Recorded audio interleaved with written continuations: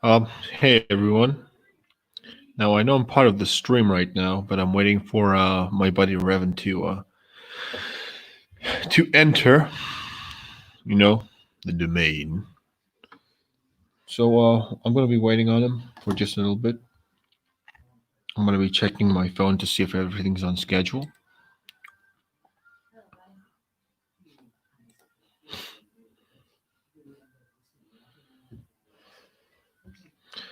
So let me know what you guys are up to. How are you guys doing?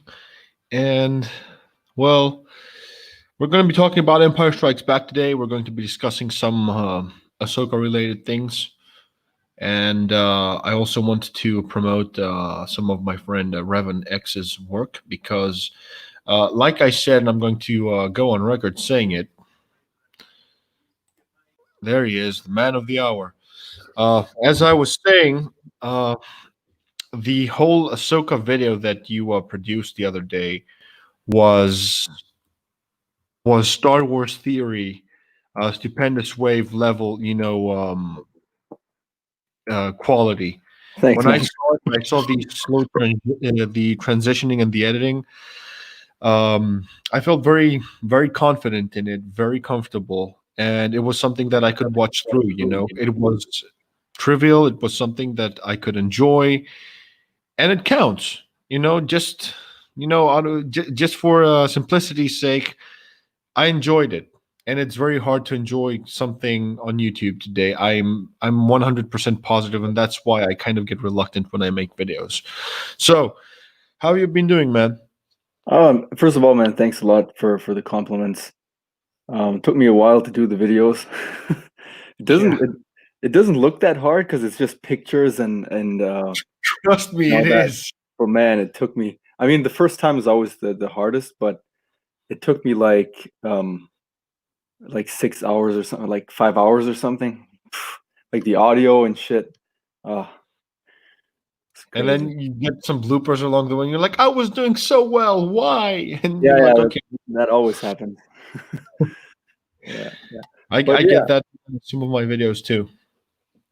yeah, yeah. I mean, I'm hoping that once I get used to it, it's only going to take me maybe, I don't know, 2 3 hours. Because man, it took me. Well, I started like at 11 o'clock at night or something, and I think I uploaded the video at 5 o'clock in the morning. you're like, that's it, I'm done. And your eyes are like all Yeah, baggy and dark. And you're like, I'm fine.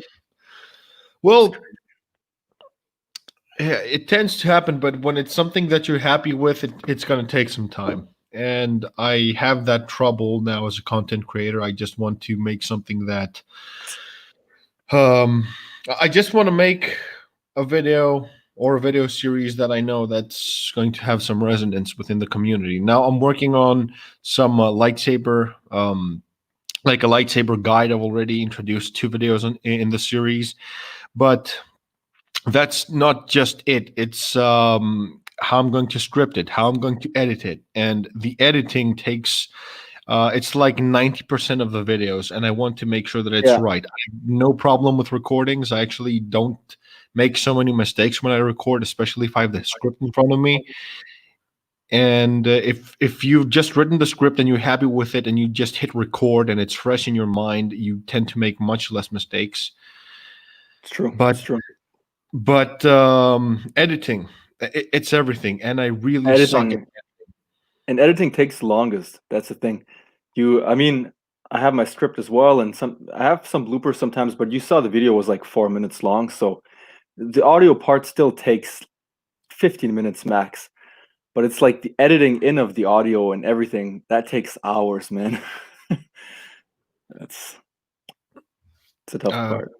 But that's also what gets people to stay and watch your video is when you have good editing. when they also appreciate the process, Yeah. it helps.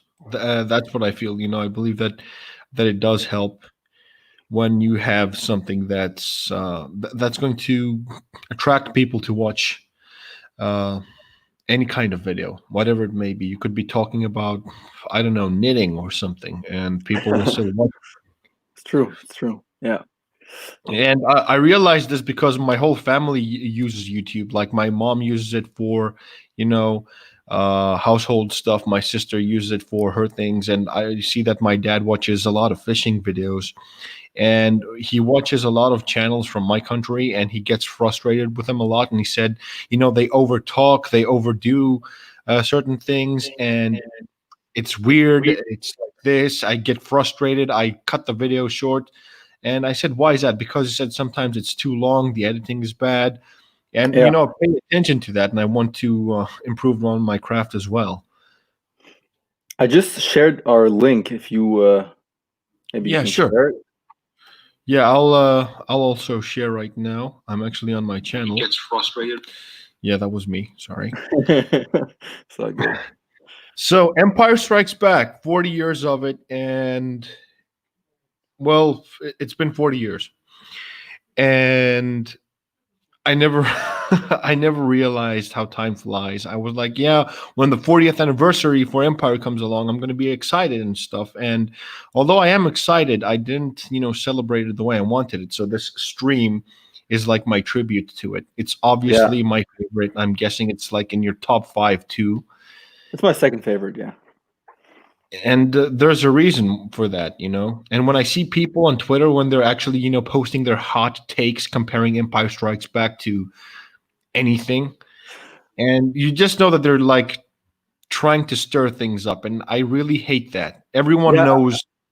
yeah. I saw you getting into arguments with those guys because they were just yeah. It's I been mean, happening a lot lately. It's been happening a you lot. can tell when it's just an opinion, but you can tell when people are just doing this for the attention.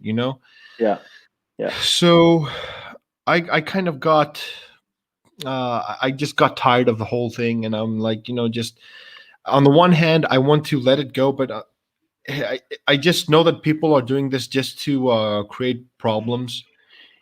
And I just sometimes I don't know. I just want to throw my phone outside the window and just never get on Twitter again. I feel you, man. I actually just recently, like 15 minutes before the stream started, got into a fight with a guy. I'm not going to mention the name, but it was in my DMs, Yeah. and we got into a fight for literally no reason. Like he had a huge fit, like an actual fit. Oh, what? Um, it was about, man. It was. I don't want to.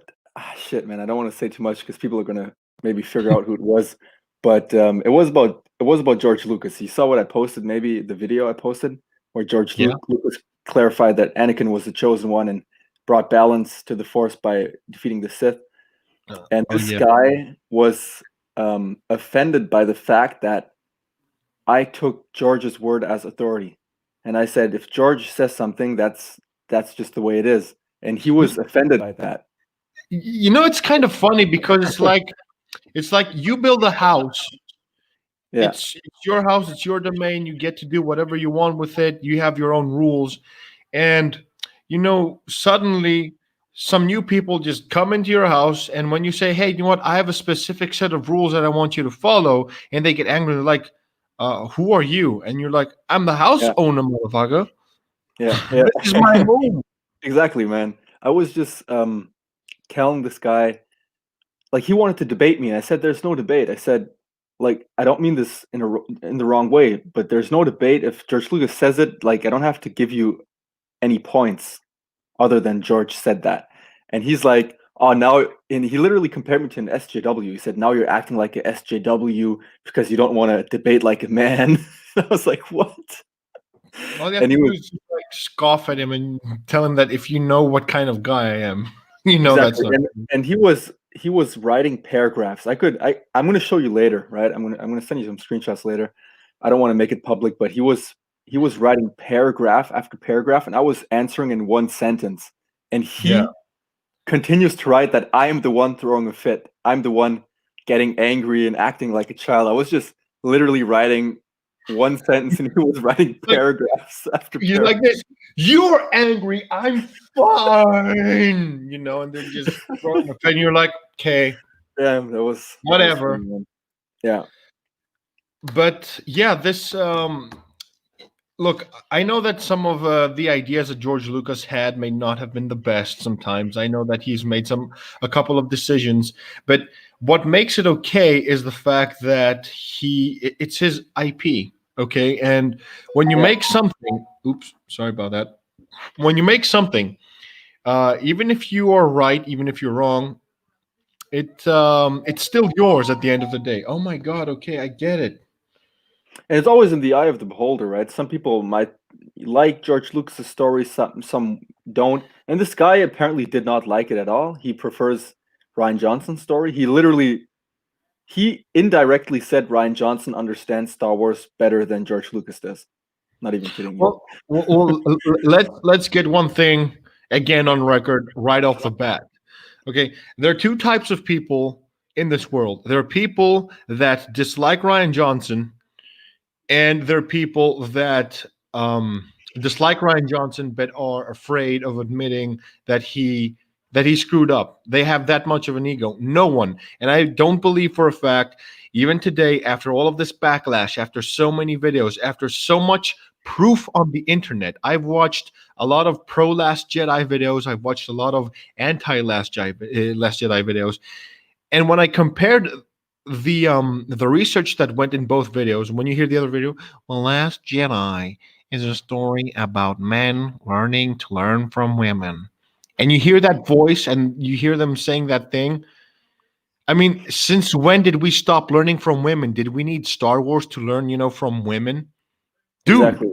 And since when I did mean, Star Wars not I have mean, I strong can women? see everyone's mother ever going like, hello, Yeah, yeah. I'm right here. What am I? It's true. It's true. Cheers, by the way. Oh yeah, cheers. This is refined green dinosaur titty milk from Mach 2. Luke says it's the best. I really wanted to have the green monster, just so it runs all over my beard. But unfortunately, I couldn't have that. So let us start off with a few shout outs. For Khan, thank you for joining us. Andrew Oh, is he Shibley. actually? Damn, that's Hmm? that's one of my buddies. Furkan is one Really? of my buddies. Yeah, yeah.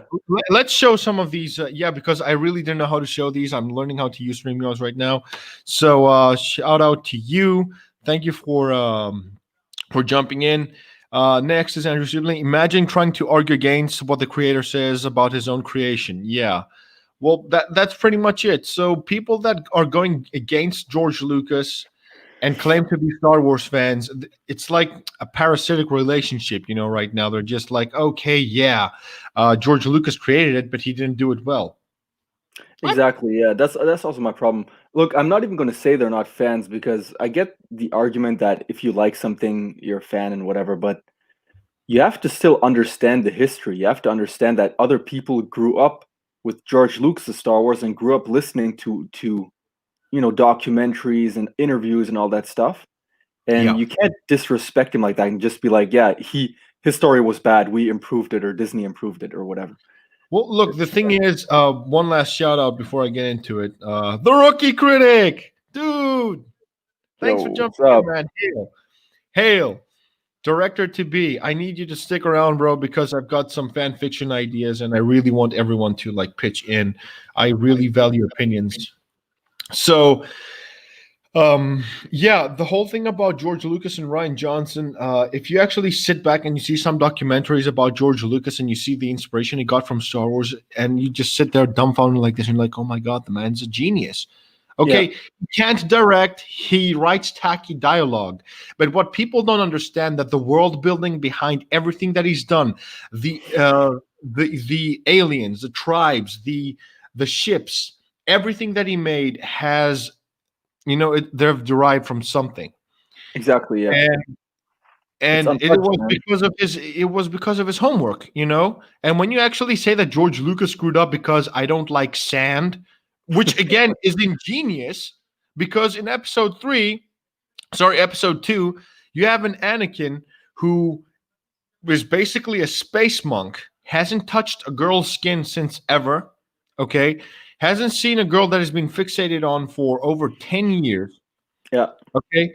And Tell me, find me a guy that know how to flirt. I can find you people that are supposedly in society, seeing people every single day. That are not supposed to have any restraints like the Jedi are, and I can guarantee you that they will have much worse lines than "I don't like sand." And I see that every day. I'm winging for some friends, and I see other guys, hit on girls, and sometimes they make a parody of themselves, and I'm just holding my drink, and I just watch them. I'm like, you did not just say that. There's no coming back from that. And they're like, Yeah, if yeah, you're so good with lines, why don't you go and talk? I'm like, I have nothing to prove to you, but I know when something is bad, it's bad. And they're like, yeah, I want to see you do stuff. And then, at the end of the day, me and my friends are just, hanging out with some other girls. And I'm like, yeah, bye. And they don't realize it's not even for me. It's just, winging from my bros and stuff because I'm in a place right now where I'm a little more spiritual. But I can tell you for a fact, if you throw me tomorrow in society and I have to flirt with girls in a party, yeah, I think that even if I talk about sand, it would be far more interesting than what most people say. But man. The thing is, Anakin had a really conflicting relationship with Tatooine, right? yeah, He like, I mean, we saw it in the Clone Wars, just the way he felt towards slavery, of course. And imagine the only thing, he grows up on Tatooine. He only sees sand because there's nothing else but sand, and yeah, the only life he knows is slavery. So it kind of makes sense, to be honest, that he would say weird stuff like that. Like it's hard to compare to like a human living on yeah. Earth. I That's never thought of yeah, that. He has a bad experience of it. yeah. He's like exactly. That's why it personally never bothered me that much. Well, yeah, and it never bothered me because I've said some outlandish shit with girls, and at the end of the day, sometimes I'm like, okay, why were you attracted with me to begin with? Yeah, yeah, exactly. But alas, um, talking about the Empire Strikes Back, there's a reason why it's a favorite, and I'm trying to follow that formula for years now. And the main reason why it is my personal favorite because the Empire Strikes Back is a representative of a failure in a hero's journey, and we all fail Yeah, hard, miserably. And that's what I love about it. And every time Luke Skywalker, every time I see Luke Skywalker in The Empire Strikes Back, when I see what his responsibilities are, what he has to learn so fast in order to defeat the Empire, and he has to learn something from someone who is not familiar with, he does not have a relationship with for so many years, like Obi-Wan did. Sorry, excuse me. it's all And you good. see, this guy, this little hermit that teaches him things about. He was a farmer. He never expected to be levitating rocks one day, Yeah, and it makes it so much more precious. It's also about believing in yourself. It's also about belief. It's about trial by error. In this case, okay, yeah, I'm not saying that you have to lose your right arm to your dad in an argument, yeah, but yeah, it also shows that we are capable of making mistakes. And when people tell me that in The Last Jedi, oh, Luke Skywalker is a flawed character, we already did that in Empire. He was flawed back then. He's supposed to be much older and experienced now. Why is he learning things again that he learned exactly. Yeah, before? yeah, yeah, yeah. That's the theme of it. That's the way I see it. And that's why I hate when people when you say Rey's Mary Sue, and people are like, oh well, Luke was a Mary Sue too. Luke was never a Mary Sue. Luke failed in Empire. Luke had to learn so much in A New Hope. And they only look at Luke from Return of the Jedi. They forget all the other movies, and then they're like, yeah, he's a Mary Sue because he can do the same things that Rey could do after, you know, literally after 5 seconds of knowing that she actually has the Force. Oh, yeah. Do you know what? I keep on saying this, and I'm going on record again. Ray, she has this. Okay, yeah, she's a powerful Jedi. Whatnot. And people don't understand that she doesn't have a hero's journey for the very specific reason that she never fails. That's what makes her a Mary Sue. Luke Skywalker. I saw this wonderful video from Screen Crush the other day, and it basically talks about the importance of Owen Lars. Luke's uncle. Why he is a very underrated character, and how his influence as an uncle to Luke. I'm gonna actually have to link this to you. Um, what his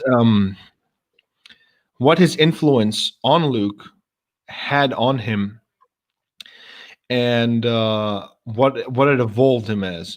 Because everything that Luke did, everything that he achieved, was because of that. Because he was taught, by his uncle to be hardworking. He was taught to be tough. He was taught, he had a farmer's, discipline, and it kind of helped in his training. But it doesn't take away from the fact that Luke was trying to, he wanted to escape. He was a kid. He wanted to do some things, but Luke had a sense of responsibility. Yeah, Ray did not. yeah. That Luke was disciplined, man. he was. Yeah, he definitely And was. people don't realize that being disciplined does not rid you of mistakes. Yeah, well, definitely. I mean, to be honest, in A New Hope, Luke was constantly failing. He was just like this little naive boy that didn't really know what to do. And in Empire, he's the stubborn guy. He doesn't want to learn, and he fails and whatever.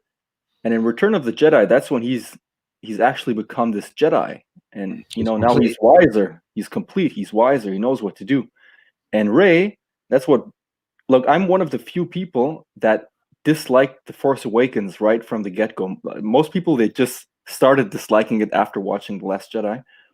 But I had never really enjoyed the film because she literally just knows that she has the Force. She never even heard of being able to manipulate people, manipulate their minds or whatever. She like never heard of all that stuff. And she's in that cell. And I think, was it her second or third try? Oh yeah, it must have been second or third. Yeah, but that's crazy. You know what I mean? Like Luke was there. Luke didn't do shit. Like he wasn't able to do shit in A New Hope. He had to train so much, and she didn't even know that this power exists. She just like felt She it, and didn't even know what it was called. yeah, she just tried it, and it worked the second time. It's oh man, that's And I've actually said this to people, and they just climb down my throat. It must mean it must mean, if you actually get to these people, it must mean that you're saying something right, because you must. I'm trying to take things realistically, and I love it. When you have a good argument, like whatever, Star Wars is fake anyway. So if it's fake anyway, why are you losing your shit about Rey? She's faker than Luke is. Luke Skywalker is more of a real human being than Rey will yeah, ever be. yeah, Rey does feel fictional. Luke yeah. Luke felt real. Luke is, I mean, the thing is, Luke, you can see yourself in Luke. You can't see yourself in Ray. And I don't care what people say. There's no person that sees him or herself in Ray because Ray's really unrealistic, even within the Star Wars universe. You know? Ah, Rey. She had potential, though. I'm not gonna lie. She did. I mean, the first, I didn't, this, many people say she was already Mary Sue at the beginning when she flew the Millennium Falcon for the first time. And I think you had like three fighter pilots, TIE fighters chasing them, and she managed to like win the battle, I guess. Um, Yes. I I Yes. agree that it's totally being a Marisu, but I admit I didn't notice that the first time watching. I really didn't. I just noticed Well, look, that after a while. I thought she was the protagonist, and I'm like, okay, maybe a Yeah, beginner's. yeah. But because I really didn't notice it, to me, like at the beginning, she was interesting because I was like, who are her parents? Why is she living on this planet all by herself? There was potential. There was definitely potential, but I don't know, man. Like the last arc of that film just ruined it. But well, anyway, the sequels are what they are, and time is going to tell. And The Empire Strikes Back is good for a reason. When people say that it was poorly perceived, Yeah, I remember even back in the day when I was a kid, um, people still preferred Empire. I didn't see any perception of the Empire Strikes Back, um, Yeah, being negative. that's No, something weird I've read as well. I've read many people compare Empire to the Last Jedi and say that Empire was really hated back then, and I never heard that in my life before. Like those new fans started posting this on Twitter. it's just you can't find a middle ground with these people. Yeah, But it's weird, man. what's the thing that actually speaks to you the most in Empire Strikes Back? What is the scene that makes you what's the scene that you get the most, that speaks to you the most? Well, there's two things. My favorite scene or arc, I would say, is when Luke trains with Yoda. Because Yeah. because to I, me I, that's just representative of life, of like growing up and having to be disciplined even though you're young and you want to be stubborn. And Yoda is just this grandfather-like figure, this wise grandpa figure, and I like it. Um, and the reason I like the movie in general is the same reason I like Revenge of the Sith. Revenge of the Sith and Empire Strikes Back are the two films which don't have a good ending. You know what I mean? And I like it, man. It's just different. It's not, it's like the bad guys have their dates, not like, yeah. yeah, and it's realistic. It's not this typical, oh yeah, the heroes always win. It's crazy. And it makes you like Revenge of the Sith. Let's just imagine the films would have came out in the right order. You would not want to, like, you couldn't wait. You could not possibly even wait 1 year to watch A New Hope. You know what I mean? Because the ending Yeah. is crazy. And the same goes for Empire. You watch Empire, you have to watch Return of the Jedi because it's so intriguing, man. That's what I like about the film. One of the main excuses I hear, speaking of George Lucas, and how people gave him flack, I see a lot of people saying, hey, the reason why I like Empire the most is because George Lucas was least involved. Yeah, And that's I'm like, actually not that true, but yeah. that's an oof. That is a huge oof. You're like, oh, what? That's Yeah. the reason. Yeah, he was not that involved, but he did edit the ending. He had 3 scenes shot for the ending. He edited Yeah. it. So And he and because one he thing was in the director's chair doesn't mean that he had nothing to do with it. So it's completely invalid. exactly is to me it's totally invalid because I feel like those people they just go on Wikipedia and they look at who's the director, who's the writer and whatever. But in all the interviews of George Lucas talking about the originals, he says it was really similar to the prequels, just that he officially didn't have the say, but he still, you know, looked over the shoulders of everybody and every little thing that he didn't agree with, he's like, oh no, change this. No, this has to be like that. He said this like so many times that he could never give up, the controller basically. So I don't know, man. To say he wasn't involved is stupid. Yeah.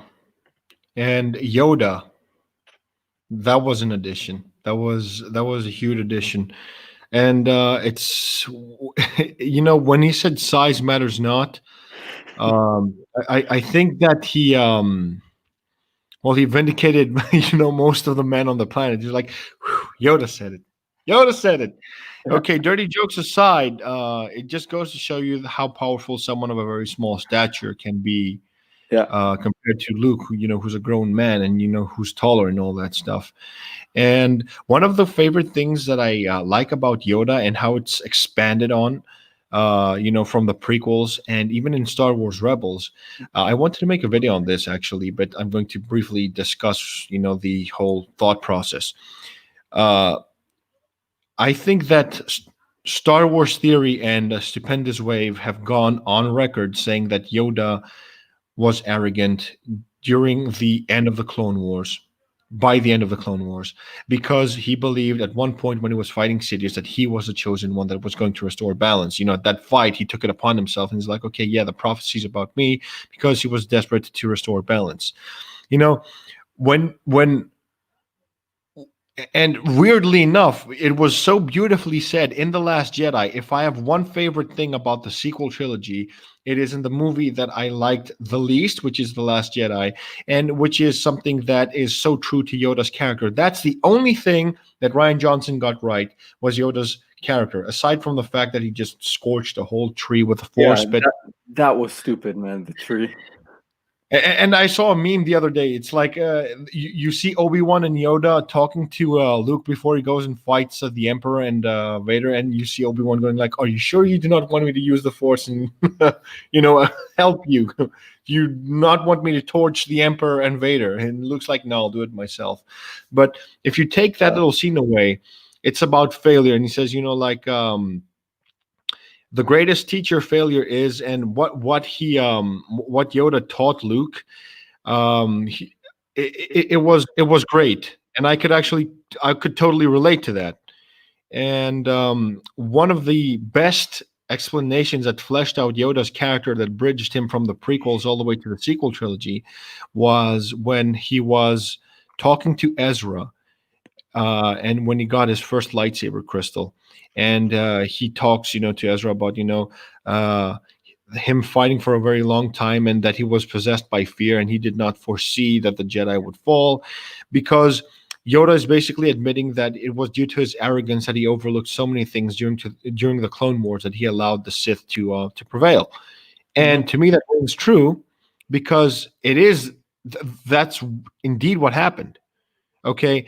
And when you see Yoda all humbled and all funny and all, powerful and humbled, it makes so much sense. And I like that. It rings so true to me. I Yeah, really like what they did with Yoda throughout the whole saga. yeah. I love it too, man. I love how Yoda is this powerful dude, and then he's this, you know, old kind of silly guy in Empire, which makes sense because we've seen that he's still just I wanted to say just a person, but you know what I mean, right? He's still just a being. He's not a godlike figure or anything. So Yeah. he was arrogant in the prequels or towards the end, and the same happened on Dagobah. He was, I don't know, man. He was living in isolation, so of course he's going to be a little silly, a little different. Yeah. um, yeah, I like this whole evolution of character. I know many people don't. I heard many people that watched the prequels that grew up with the originals. They didn't like Yoda having a lightsaber and stuff, but I don't know, man. To me, it makes perfect sense, to be honest. Oh, that is tiring. He was a Jedi, and it's the weapon of the Jedi Knight. So why shouldn't Yeah, he have a lightsaber? yeah. I Okay, don't know. they're like, he's silly and all that stuff, but let's admit one thing. When people are getting all philosophical and they're like twirling their mustaches and saying, Attack of the Clones abused the lightsaber and completely took away from its significance in the original trilogy. No, because I can guarantee you, every single turd nozzle who is an original trilogy purist who loves the sequels today, that says, the arena scene had so many lightsabers and I'm so glad that the sequels are. No, you're not glad. If you bought lightsabers in your collection, you're not glad that you got less lightsabers. Yeah, And you were hyped as shit when you saw so many Jedi with so many lightsabers in the arena. Do you know why? Because it was those kids, that generation of people, that sat down and said, "Hey, do you know what?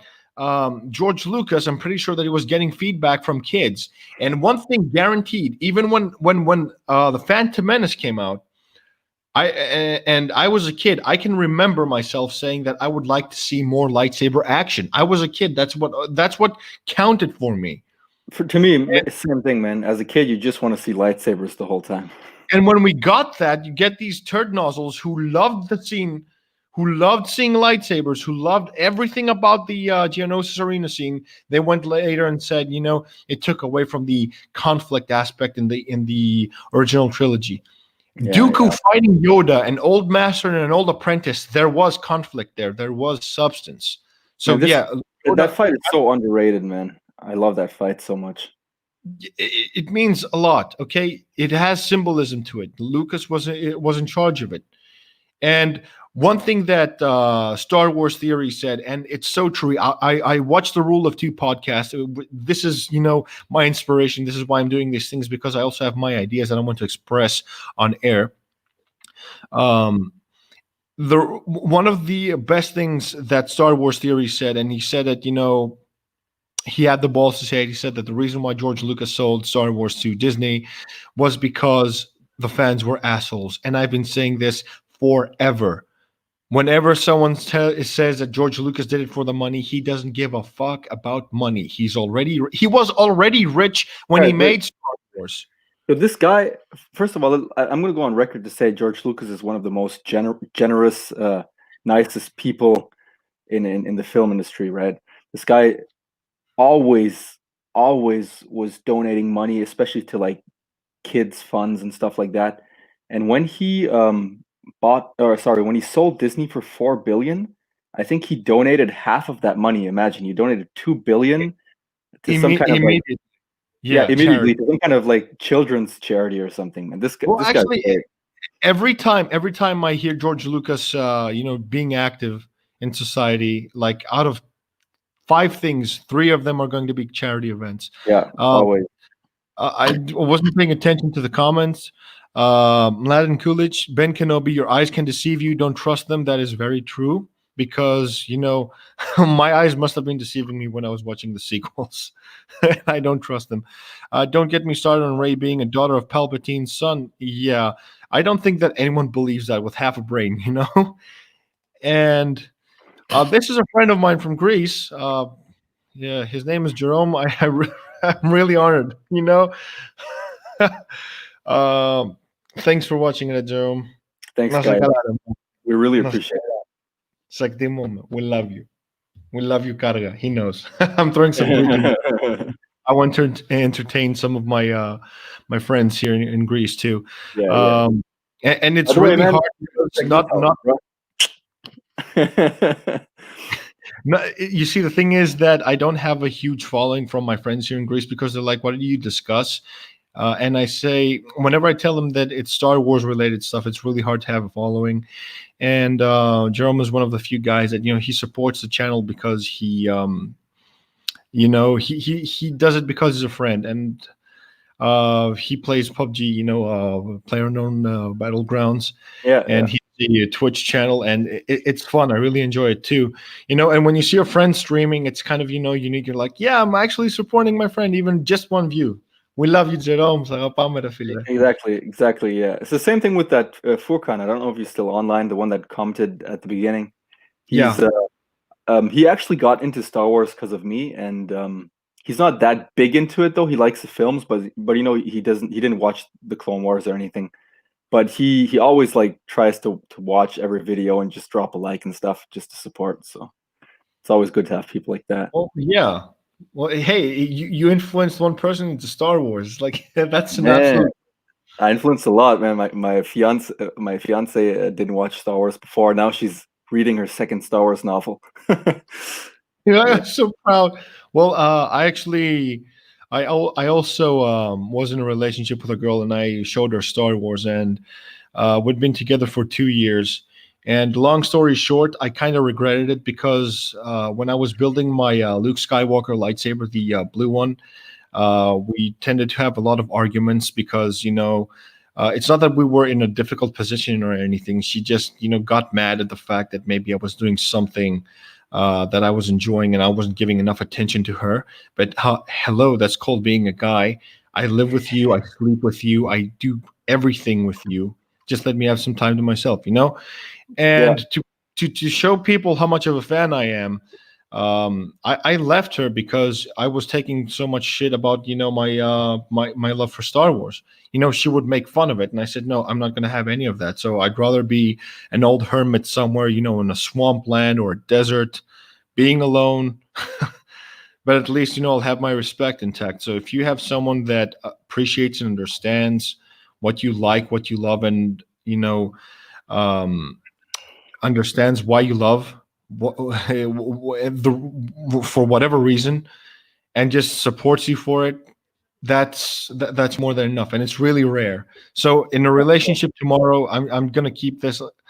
Personally for me, I'm just gonna keep this like Batman and stuff. I'm gonna be Bruce Wayne to her, but Star Wars is going to be my Batman. Yeah. She cannot know. Yeah, I don't know, man. To me, it's important if you're in a relationship with somebody and you see they have so much passion for something, it's the worst thing you can do is make fun of it, man. That's just the worst Yeah, thing. and the next moment I was single because I'm not gonna take any more shit. That's Hey, you cool. should take that stupid torch of yours, and I'm like, okay, yeah, stupid torch. I'm taking my stupid torch and I'm getting the fuck out of here. But yeah, and that's when Empire Strikes Back resonated the most with me because I had so much shit going on that year. It was 2018, and that's when it stuck with me the most. Failure, how important failure is. So that's one of the main reasons I modeled my lightsaber after the Empire Strikes Back iteration of Luke's lightsaber, and it made the rebellion feel so small. You just see how small the rebels were. Yeah, You saw huge AT-AT walkers, and the rebels had these like tiny little turrets, and I could actually see the Imperials like talking. So like, ha, ha, what are those turrets? If an AT-AT sneezed on one of those turrets, boom, the whole thing just blew yeah, open, and it showcased Darth Vader's power. If it wasn't for Empire Strikes Back, I can guarantee to you right now, Darth Vader would not have been as iconic as he is. If he wasn't as 100%. Yeah, ruthless. yeah. He was. I mean, he would have still been iconic. I feel he. I think he was the most iconic figure already in the first film because I saw pictures of people standing in line for Empire Strikes Back, and every second person had like a Darth Vader mask and shit. But just like this one line, "I'm your father," man, changed entire Ooh, yeah. history. So some That's one of the reasons why it's so iconic. yeah. Best twist ever. Every person like Star Wars is one of those few franchises where every person, no matter if they've never watched Star Wars, they'll know a few quotes. They'll at least know "I'm your father," although most people misquote it as "Luke, I am your father," but at least they know part of the quote. Everybody knows Darth Vader. Everybody knows Luke Skywalker, Anakin Skywalker, just the Emperor, R2D2. You know what I mean? Everybody knows those characters. Um, and Empire Strikes Back definitely has a lot to do with it because it started it. It started to have this first quote that everybody knows, or like Yoda, "Do or do not. There is no try." So many Yeah. people know that quote. People call it an absolute, but they don't understand what's behind Yoda's logic. You know, um, I mean, Luke was training. Okay, so when you're training to be a Jedi, you will do or you will not do. There's no try. Yeah, okay. It's not like trying to do something dangerous. So when people take it out of context, it's stupid. Yeah, yeah, yeah. I think what Yoda meant by it is like you have to have the mentality of doing it. You know what I mean? Yeah, Like when it's I'm like gonna, let's say you I'm try gonna or don't do anything. exactly when I'm gonna like drink this glass of whiskey, I'm not gonna be like I'm gonna try to drink it. I'm just gonna drink it, and that's the same mentality he wants Luke to have when he tries to use the Force. He doesn't want him to think, "Oh, maybe I'm going to fail." He wants him to be like, "Okay, I'm just going to do it." Hey, And you actually gave me an idea for when I'm taking shots with a girl next time. I'll be like, I can't drink shots. I'll be like, do or do not. There is no try. You know?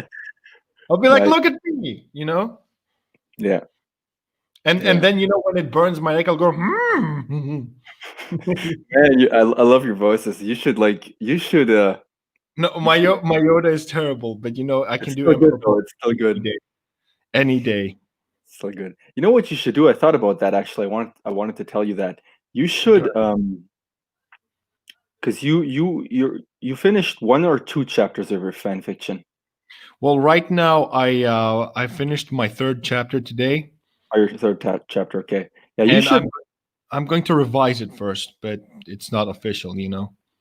What you should do, man, you should maybe release like on YouTube. You should do like read alongs or whatever. You should just like read your fan fiction, with some nice background melody that fits the chapter or whatever. Mhm. Well, yeah, That would I, be sick, man. I thought of that, but I don't want to get copyrighted or anything. And if these are going to be what makes my channel explode. I really need to make sure that they can be a source of revenue tomorrow. If my, if I ever manage to make money off of YouTube, but Yeah, but actually thinking, do you think you would get copyrighted just for reading? No, I don't think, man. I don't well, think you. not reading, but if I Yeah. put some background music in there, that Oh, completely. well, it depends on how loud it is. If it's really quiet, like you saw my Ahsoka video, there was like some background melody. Did you get any hits, any No, copyright? there was no copyright strike at all because it's really it's extremely um silent. So I don't know, man. I don't think I'm gonna get striked. And it's not a Star Wars song, so it was some kind of like yoga melody from some unknown YouTuber, I guess. So. But even if it were Star Wars melody, I don't know, man. It was really quiet. Like if you watch Star Wars Theory or other Star Wars YouTubers, they have like Star Wars background melodies sometimes, and I doubt Yeah. that I Well, don't look, the thing is that I believe that they've legally, I think that they found a middle ground. think so. Yeah, Uh, I think that they have, because I see a lot of channels that they use a lot of footage and a lot of music in the background, that if I've implemented in some of my videos, and I get a claim. That's it. Boom, well, copyright. it depends on how long, because on my channel I have two videos that are just scenes of the movie. I have Order 66 and I have when Anakin kills the Separatists on Mustafar. And those both got strikes. You can still watch them, but I could never make money off of it because they're like 4 minutes long, I guess. But then I also posted the Rise of Skywalker final trailer, which is just like 1 minute long or something, and that never got a copyright strike. I'm not kidding you. Like I have the entire trailer uploaded. There's no copyright strike or anything. Well, look, the only thing that I can do right now, if I make a video and I get a claim, I just go for the, hey, you know what? I dispute it, and I go for under fair use. Yeah, Sometimes, sometimes I did get a few resolutions to my dispute. Sometimes didn't even get answers. But um, right now, what's important to me is to make that fan fiction come alive. And trust me, in this fan fiction, uh, my character goes through a lot of failures. I'm telling you, like,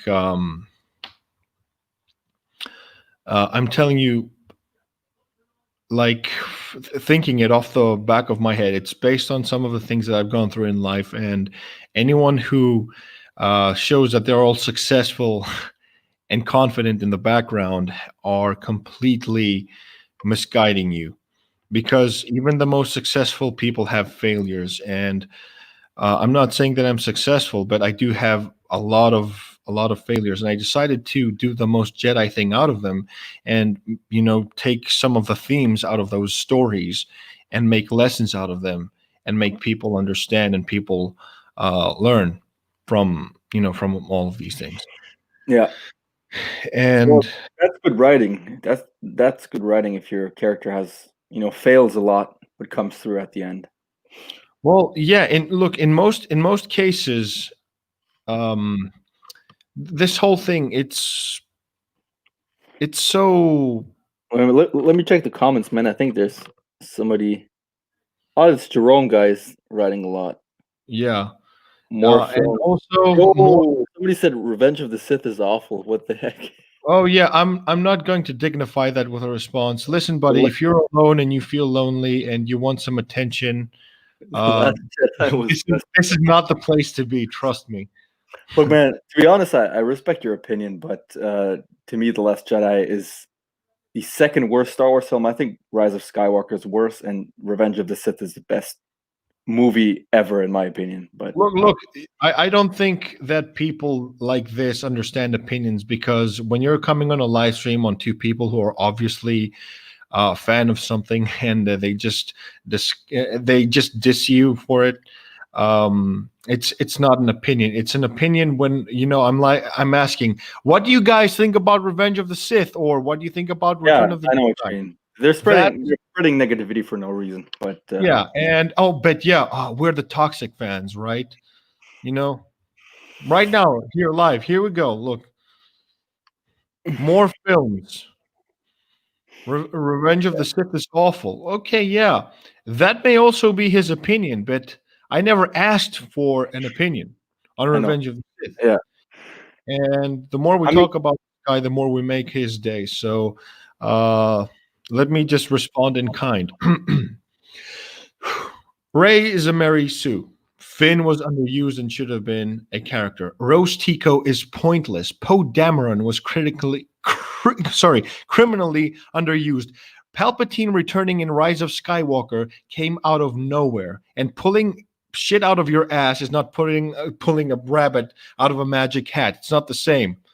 Okay. yeah, yeah. Uh, what else? Oh, when they talk about cloning, that it was a Sith thing. Have you watched the Clone Wars, which is fucking awesome, by the way? And what's next? Ryan Johnson is a terrible writer and director. He's an arrogant hack.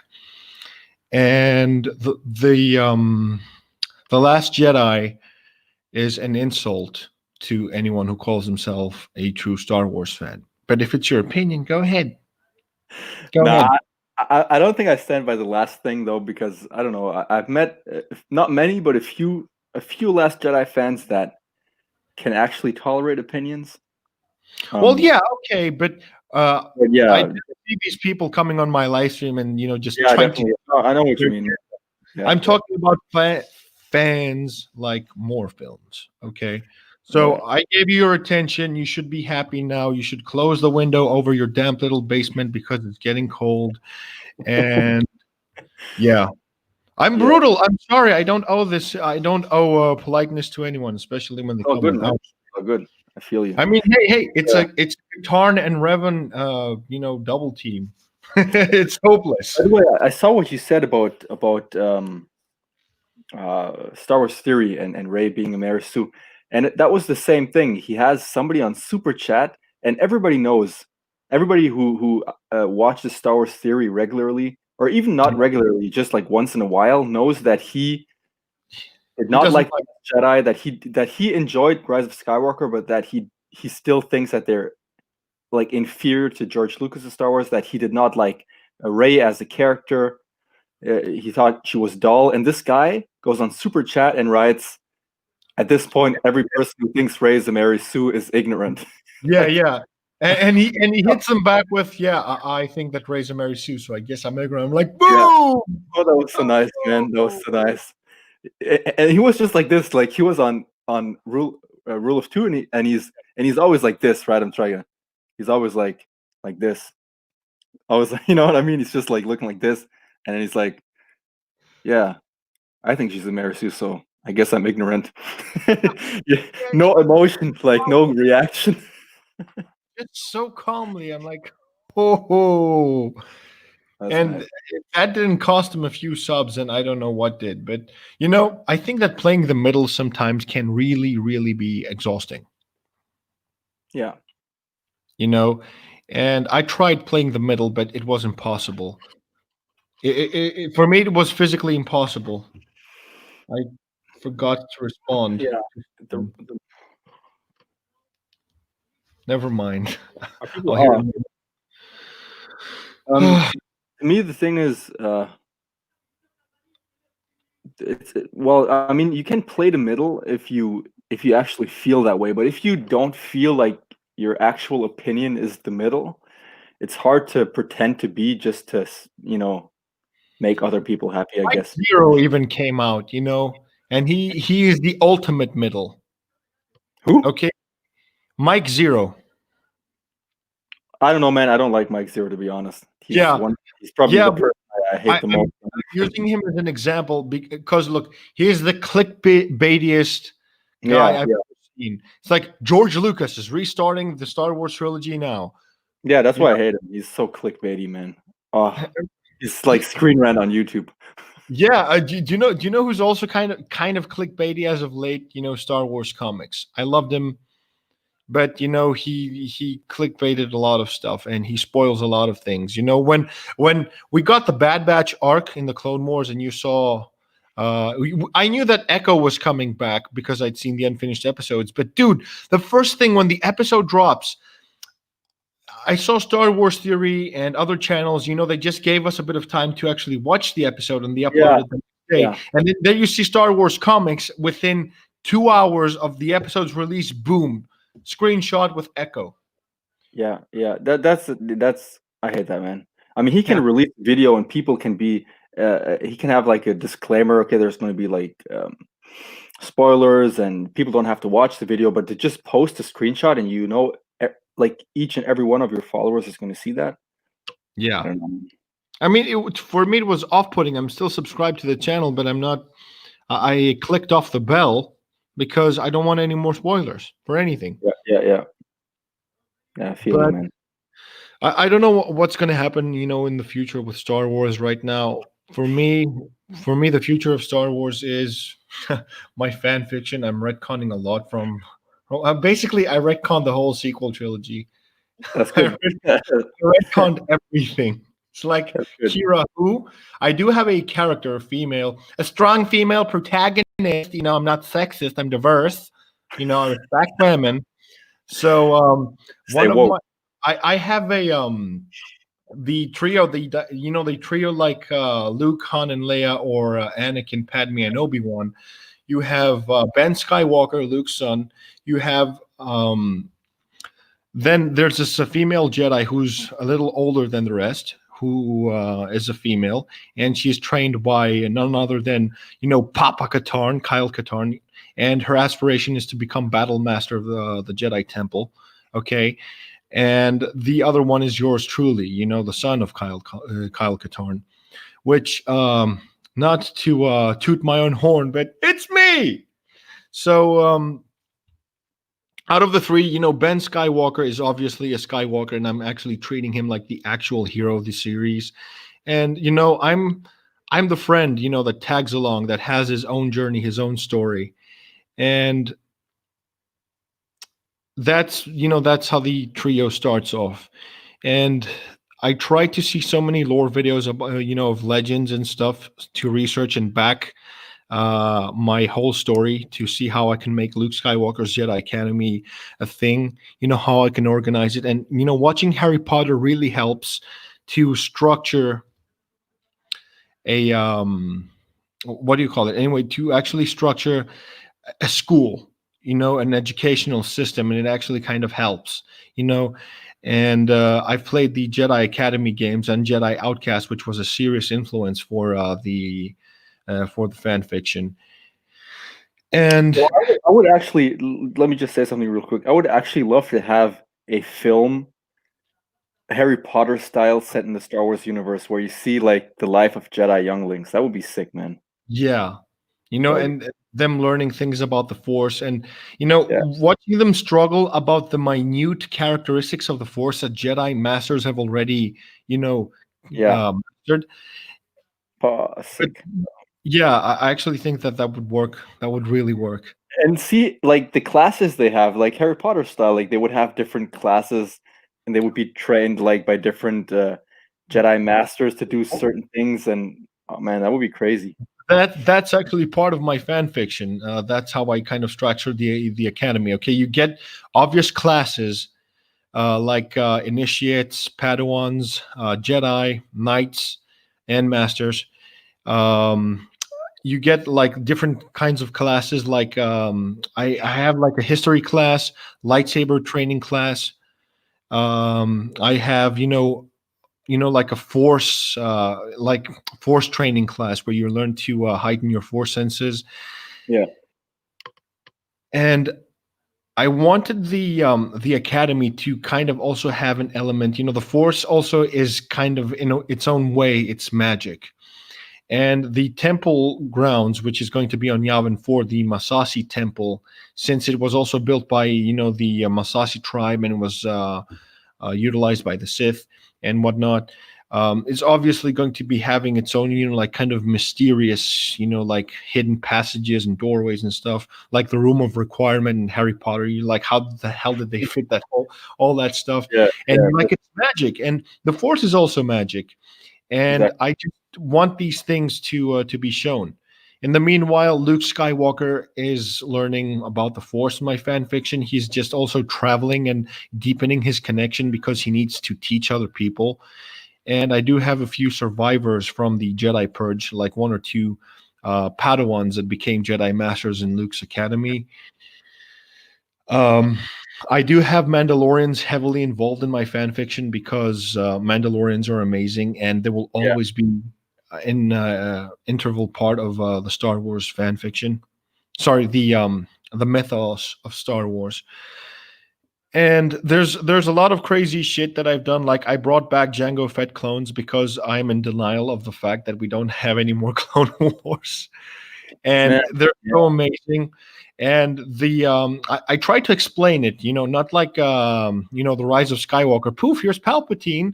Um, but Legends kind of helped me a lot. Like, let me give you an example. I have the Jedi Master that teaches me and Ben Skywalker, because in Luke's academy, multiple students were assigned to a master or two, right? So I'm basically being trained by a Jedi Master who I've mentioned in my previous videos that is inspired by my uncle, and I'm being trained with Ben Skywalker, and that's when we become like best bros. And one of the reasons why the clones come back is because the Jedi Master that I'm talking about was, listen to this, he was a kid on Scarif just before the transition of the Empire, the Republic to the Empire. And this Jedi had a fascination with the clones, but he wasn't a Jedi yet. And what happened on Scarif was, when the Empire, transitioned from the Republic, Scarif was taken over, and it became the factory that we saw, and sorry, not factory, the whole installation of Scarif. And I believe that I want to explore a little bit more of Scarif. I like that from Rogue One, and I believe that Yeah. there's a lot of things that you can discuss. Scarif was But what's that? Scarif was amazing. Scarif, like just It's like with the the space Bahamas, dude. yeah, and with the planetary shield, that was actually something new, and that was something that felt to me like Fresh. yeah, like George Lucas could have made that. That was cool.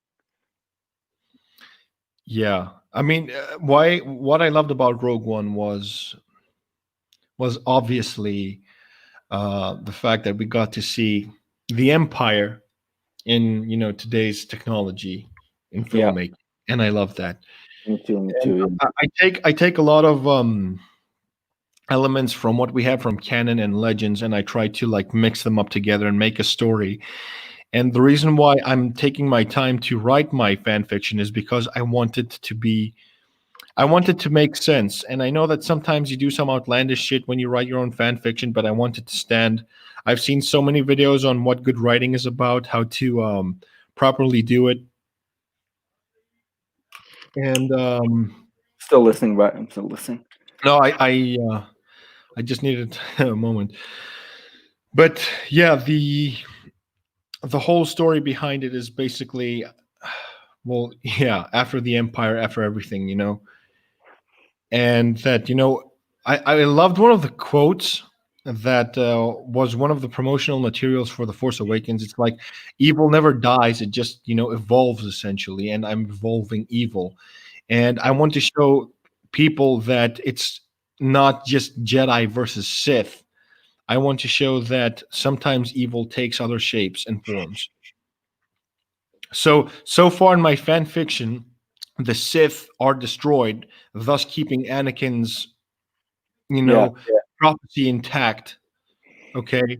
And if there's going to be any resurgence, that means that the force will be unbalanced again, and that's when everything's going to like break loose. But so far, I haven't touched on the original, story thread that the yeah. original trilogy and the That's prequels. why. That's why I liked Snoke and Kylo Ren at the beginning because they weren't Sith, and like the prophecy never talked about the entirety of the dark side. It just talked about Just the Sith, just the Sith. Yeah, because like the Night Sisters are considered, dark side in exactly, nature. yeah, the Night Sisters, and yet of course Maul later on. Maul It wasn't wasn't the Sith, Sith it was the anymore. dark. And I know people are going to be like, yeah, but I mean, Mother Talzin and Maul were all dead anyways. Yeah, but the thing is, the prophecy was already spoken of in the Phantom Menace, and they always just mentioned the Sith. And even George Lucas, when he explained it, he always just talked about the Sith. And So it also shows that Count Dooku knew of this prophecy, because he said, "Join me, Obi-Wan," when he held Obi-Wan captive on Geonosis, and said, "Together we can destroy the Sith." yeah, But he didn't mention anything about balance. But he did mention something about destroying the Sith. And when well, people tell me the Dooku was a bad character, I'm like, nah, nah, nah. no, he was good. He was good. He was a good character. Look, I'm gonna be honest with you. Like, um, when it comes to important characters, I know some people have mixed feelings about Jar Jar, but when it comes to main characters, I don't think George ever created a bad character. Yeah. Even Like, look, even Jar Jar had there was a very brave concept behind Jar Jar, and I think that George Lucas got cold feet. He was supposed to be like the anti Yoda, another bumbling, idiot-looking kind of character that was very powerful in one aspect of the Force. We had Yoda in the light side, and then Jar Jar in the dark side, and I could get on board with that. I don't know, man. I'm not. I'm personally not a fan of Darth Jar Jar. Well, Uh, look, I'm happy that we didn't get it, but I could understand why it would happen. I mean, I appreciated the thought process. yeah, I liked theory videos when Star Wars Theory started making those videos. Yeah, I don't know. Not and a big fan of it. when he started those theory videos, I remember I would get him recommended like crazy, and Oh I'm yeah, like, "Who is this Star Wars theory guy?" I was a he, huge fan of yeah, the Venice Wave, yeah, and Star Wars theory had this passion that spoke to me as a fan. I'm like, okay, I'm gonna check this out. I remember I was in the army when I subscribed onto him, and whenever I would get notifications, I would get excited, and I yeah. would be like, yeah, you know, Same thing, man. The thing that I think the reason why Star Wars Theory literally has more than I think double the amount of any other big Star Wars YouTuber amount of subscribers. I mean, is Yeah. his passion, man, sets him apart. I'm not saying the other people, the other YouTubers, are not passionate or not as passionate, but it he doesn't. hasn't made the mistakes that all of them had done. First of all, yeah. First of all, one of the things that characterizes him pretty good is he always says it as it is. He has his Yeah, own opinion and he says it. He didn't like The Last Jedi, he said it. He liked The Rise of Skywalker, he said it. Like he doesn't care what people think, which is why he never gets invited, by Disney or whatever. But that's what yeah. people appreciate that. And like his passion, I don't know, man, if it's his voice, if it's just the way he talks or whatever, but he always, The narration really helps. Trust me, it does. yeah, it When he does. did the Vader comics, oh my god, He seems he so really brought it to life. I'm like, oh my god. yeah, yeah, he brings so much passion into it. It's crazy. Like his voice, you can just And feel. his Palpatine voice is the best. Do His it. talking voice is great. Yeah, yeah, it's crazy, man. That's why it's one of the big reasons I like Star Wars Theory. By the way, speaking of Star Wars Theory, did I told you last time, right, when he followed me, I Yeah, I I DM'd him. I wrote him a private message, basically just saying that you know, thanks for the follow. I'm honored. And yeah. then I said, what else did I say? I wrote something else.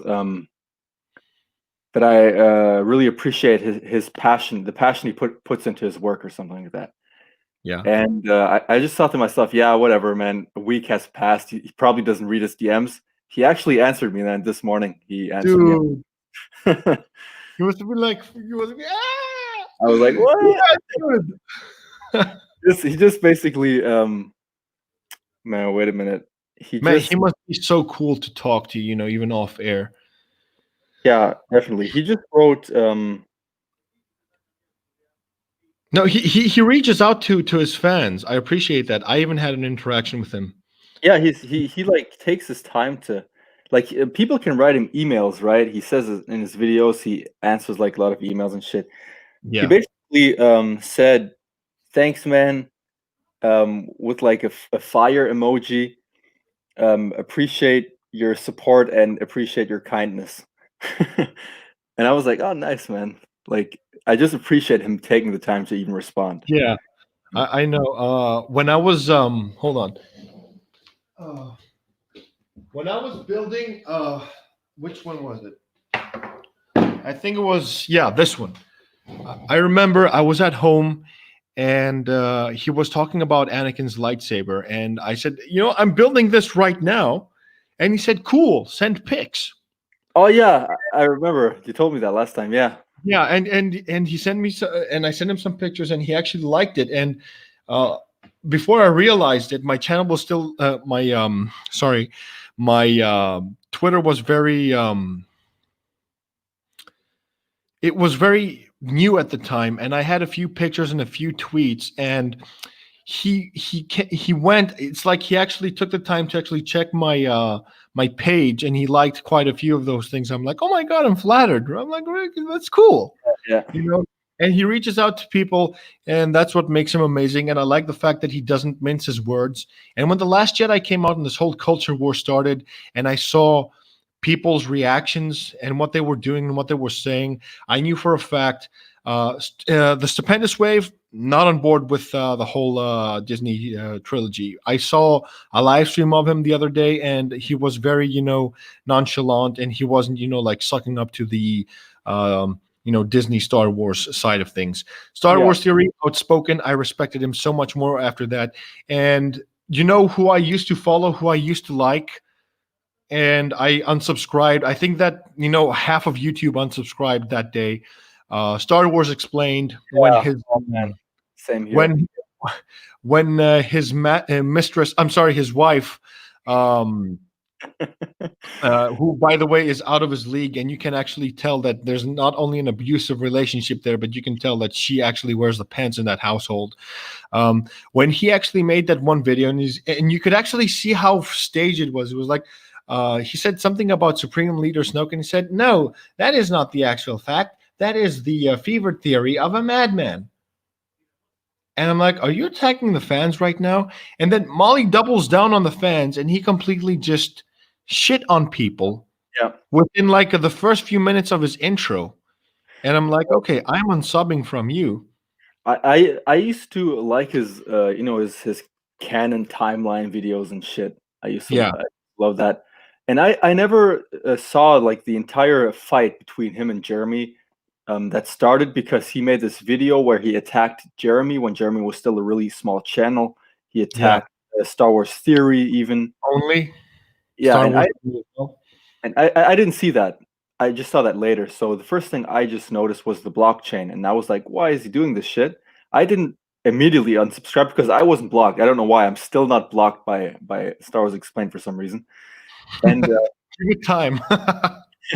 and I just checked it out. I saw like all those videos, man, and man, it's disgusting. Like, why would you? First of all, why would you attack Star Wars Theory for having one video where he made a mistake and he apologized the day later? He made a second video the day later apologizing. Why do you even do that? And it Like, takes a lot more to apologize than actually get on top of exactly. what And should he did it be. after he even said it in his video. Yeah, he already apologized for it, but I'm still gonna talk about it because I don't know, man. I want to get views because if you look at the video, that's probably like his most viewed video. And Jeremy's the same thing, man. Jeremy had like I don't know, man. It was really early on where he still had like 10,000 subs only or something. Why would a channel with 500,000 subscribers and two separate videos target a channel that has like, man, I don't know. But maybe Jeremy was destined to be that alpha. I don't know.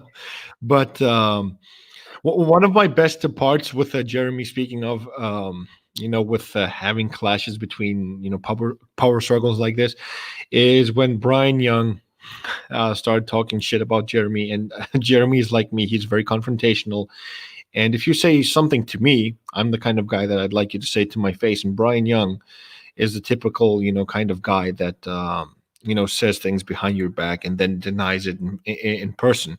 So Jeremy finds Brian Young at Star Wars Celebration, obviously, I don't know, sipping on a soy latte and something, and then Jeremy always politely goes, with speaking to him, calling him sir, and giving him a handshake at the end of their encounter. And it's like, if you have something to say to me, you say it to me now. And you see Brian Young, who, by the way, I never realized, but my ex's boyfriend right now looks like Brian Young. I'm like, oh my god, this is so funny. No, you did not. You did not just date a guy that looks like Brian Young. Gray hair. The only thing that he doesn't have is the glasses. I'm like, oh god, the cost of being alpha is pretty high. This is why I've been alone pretty much all my life, because I don't take, soy lattes for one. I don't take shit for another. But um, and you should have seen Brian Young's face. He was completely like shocked to see that Jeremy came and not only talked to him politely, but confronted him about all that stuff. Um, okay, I wanted to say hello to first of all, Mr. Mobile Suits. Star Wars theory is the greatest of all time. Kevin T. SJW Star Wars does indeed suck, but there's nothing that we can do about it. And Decepticon King, what's up, y'all? We're doing fine. We're just talking some stuff right now. Any one of these guys, your peeps? I know Kevin T. He follows me on my lightsaber, escapades and stuff. Yeah, I know And the two other guys from Twitter. What's up, guys? What's up? Thanks for joining. We really, really appreciate it. I appreciate it too. And yeah, so your Ahsoka video. That's what I also wanted to emphasize on, because I also said that I want to showcase you and talk about you and stuff like that. I like your editing a lot, very much. I kind of have a problem with the. It's one of the editing tricks that you did in your video, and I think that we can talk about that backstage much later. Your talking points are great, and it's actually inspired me to start doing like lore videos myself. And I have a huge list of things that I wanted to talk about, a lot of collaboration possibilities, and that's what I wanted my channel to be like, until this whole culture war happened, Hmm. and that's what I wanted to be again. I'm Hmm. hoping that I get some lightsaber action again, Yeah. hopefully. But that's Mm. that. I'm actually I shipped the Rookie Critics lightsaber. I sent it to the post office this morning, and they said that they're going to notify me when uh, they're going to actually send it, because I've got a whole you know storage room full of stuff that needs to be sent. So he said, okay, you can leave it here, and when you need to send it, you can come here and you can fill us in with additional details later. So there's a lot of stuff that's going to be taking place within the next few months. Hmm. And I really don't know what I'm going to be doing with my channel again, because I really have a lot of ideas, but I want them to work. Oh boy. Yeah, like I said, man, there's a lot you can do. There's fan fiction, there's lightsabers, lore videos. My fan fiction right now is like my number one priority, but it takes time. You have no idea. And sometimes I have an idea that I want to put in there, and if I make a mistake sometimes, and it ties to like to more than one chapter of the fan fiction that I'm writing, I have to like correct more than one chapter, and I have to like do some digging and just fix up a sentence or a mistake that I made. And like I said, I just wanted to be the best. That's what I want to do. I just want to give it my all. And if it wasn't for people like Star Wars Theory, who made a video when he talked about what made his channel possible, I really appreciated that. And basically, he has the same principles of how he actually believed in himself, and he just pushed into it. And he kept on saying, if you have an idea, just pitch it. Okay, Yeah, sure. not everyone will agree, but you'll find someone that might be on board with it. That's the thing, right? If you like do a video that might be a little controversial or maybe not many people are interested in it or whatever, you're not going to have people that necessarily unsubscribe, but you're gonna have other people. You're gonna find this niche of people that like agree with you and are like, "Oh, nice, man! Finally, somebody said that. I have to subscribe to that guy." Yeah. No, Order 66. No, please. I'm not ready for that stuff again.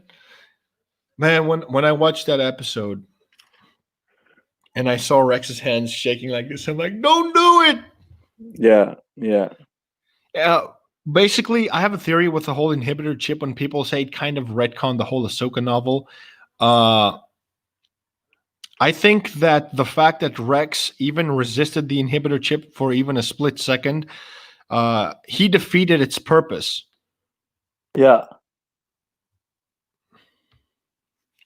Wait a minute, I'm trying to find that scene where his hands shake. Oh boy, it's That close. should be here. Oh boy, it's close. It's gonna be here. Yeah, look. Oh Five yeah. fives. Find him, find fives. You see, I watched this Oh episode shit. one. I found this episode once, and I can already quote a shit ton of it because it's that good. Yeah, man, this is so good. That was man. I liked that episode even more than I don't know, man. Many people didn't like it as much as the Phantom Apprentice, but I think I liked it more even. Well, I like it more because look, I didn't ever read the Ahsoka novel. Okay, not because I didn't find it interesting, not because I didn't need to, but you know, um, it just didn't happen. I was happy to know, some of the details from the Ahsoka novel, but that was that. And the fact that they say I'd retcon the Ahsoka novel is not that much of a problem to me. I'm I like, don't. I'm okay with it. And it works even better that Rex had to struggle with with his inhibitor chip, and Ahsoka helped him, taking it off. So for me, it still works. This episode still works. Ah, there it is. What you doing? The Ahsoka novel. Ahsoka novel. Now I'm told it's good. It's not bad. I love like Ahsoka's my favorite character, so I like the novel. I think if Ahsoka is just like one of your maybe like 10 to 20 characters, like not necessarily one of your favorites, it might be boring at some point a little. I don't know. But man, the cover art is crazy, to be honest. It's a great Yeah. cover. Well, I'm gonna go on air and I'm going to give you guys a little spoiler tidbit. But I wanted to see if Ahsoka could make it as far in my timeline in the fan fiction, and if she's going to be able to be seen in the Mandalorian. Then I'm like, fuck it, yeah, I'm confirming it. And I wanted Ahsoka to be pivotal in the fact that clones came back. Fives is also very important because of his contribution with the inhibitor chip. Yeah. And where I'm actually kind of stuck is writing Han and Leia's characters because for me, they're the characters that I know the least in a sense that I cannot touch them. I do not want to do them wrong. Okay, I do not want Leia to be like overpowered. I don't want her to be underpowered. I don't want to make Han Solo look like nah, man, whatever. But I've got some other people helping me with those two characters in particular. But the one character that I believe that I've done justice to is Luke Skywalker. It's the most important one, man. Well, yeah, Luke Skywalker's. In the original trilogy, anyways. Well, the original trilogy character of Luke Skywalker. That's what I'm trying to do. I'm trying to evolve him after that. Yeah. And the evolution of Luke Skywalker's character. I want him to have a. Again, I'm referencing Harry Potter, but I want him to have a more of a. Well, Dumbledore-ish approach. I want him to be calm, wise, and collected, and I want him to reach that transitional stage where he becomes much older and much wiser.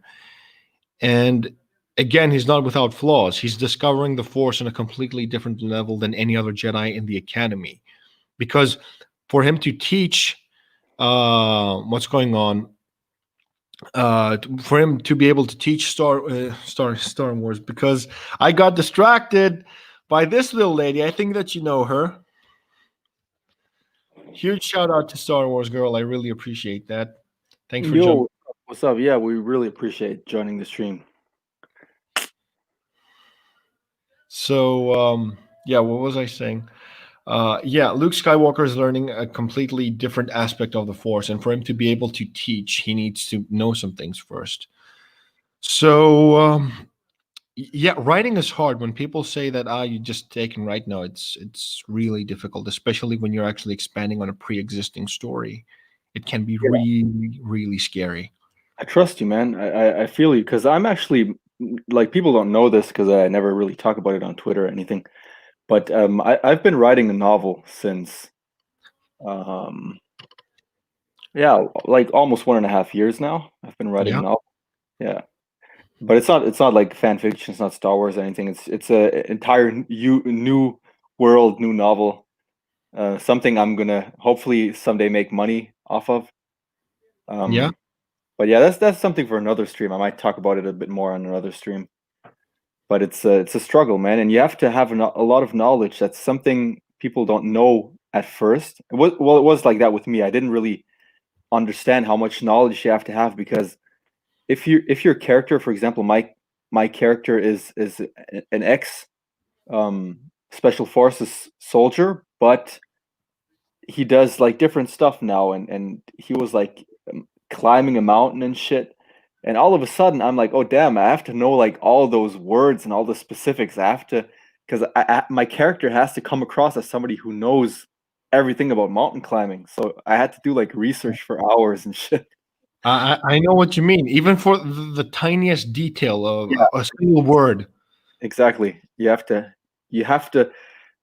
because the thing is, if you miss a detail and your book ends up becoming like a little popular, you get called out real quick if you like misrepresent something. Well, yeah, but you can always say that, hey, you know what? I'm starting out. I'm a novice. I'm a rookie. I'm Yeah, obviously going to make mistakes. I'm not an experienced writer. Okay, even experienced writers get it wrong sometime, and I believe that the flack for them is a lot harder of course. than someone who's inexperienced. Okay, they'll be like, yeah, he's new and stuff. And you always have room to improve. I mean, I've been writing my fan fiction ever since I was 16 years old. I even have like a few original like manuscripts of when I started writing, and I don't write the same way I write when I used to write when I was 16. When I was 16, I didn't have the vocabulary I have now. I didn't have the knowledge that I have now. I wrote like a 16-year-old kid, but the Yeah, spirit of what I wanted to write still remains the same.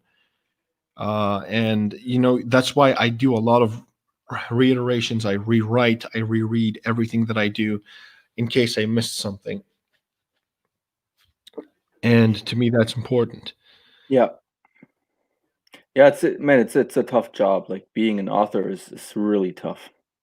And people say it's comfortable. No, it's not, No. because people like if you work the job that I do, for example, in aquaculture, day in day out, I know what I have to do. There's a specific, uh, like order of things that I have to follow in my job. But an artist has to create, and sometimes it's not easy to create something out of scratch.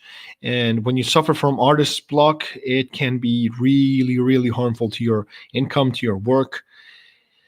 Yeah, So, so really yeah, hard. And it's the hard part is also um the best authors are the most critical of themselves, and yeah, I'm always one of those people. Like, I mean, I'm not the best author, but I'm really critical of myself. And I probably reread the first two chapters of my novel like 20, 30 times or something. And I've changed so much. And I'm just afraid, and that could easily happen, that I'm at chapter 20 and all of a sudden I want to change the first 8 chapters because, I just want to do it differently for some reason. well, That's It's tough. Mahler actually went on record saying that how many times he rewrites his scripts for videos, and that's why they take so long to upload. Yeah, yeah.